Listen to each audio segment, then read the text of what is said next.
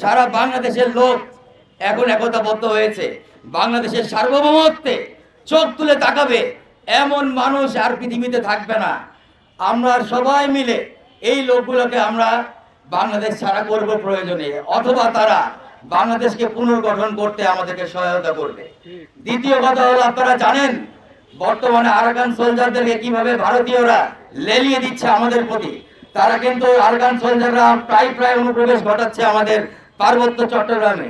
ঠিক সেই সময়ে কোথায় আমরা একতাবদ্ধ হয়ে আরাকান সোলজারদেরকে প্রতিহত করব, প্রতিরোধ করব, ঠিক সেই সময়ে এই লোকগুলা লেগেছে আমাদের দেশের বিরুদ্ধে, আমাদের সার্বভৌমত্বের বিরুদ্ধে, এবং তারা বিশ্বের মানচিত্রে, বিশ্বের কাছে বাংলাদেশকে ছোট করার জন্য উঠে পড়ে লেগে গেছে। আমরা এর তীব্র নিন্দা জানাই এবং তাদেরকে হয় শাটডাউন করে দিতে হবে, আর তা না হলে বাংলাদেশ থেকে একদম বিতাড়িত করে দিতে হবে।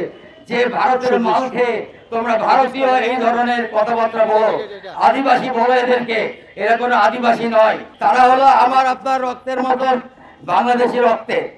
তাদেরকে নিয়ে ভেদাভেদ করা, তাদেরকে নিয়ে গন্ডগোল সৃষ্টি করা, আমাদের সাথে তাদের গন্ডগোল লাগাই দিয়া, এই প্ররোচনা থেকে, এই গন্ডগোল থেকে তৈরি করা থেকে তাদেরকে আমি বারণ করব যে তারা যেন এই সব জায়গা থেকে দূরে থাকে, অনেক দূরে থাকে।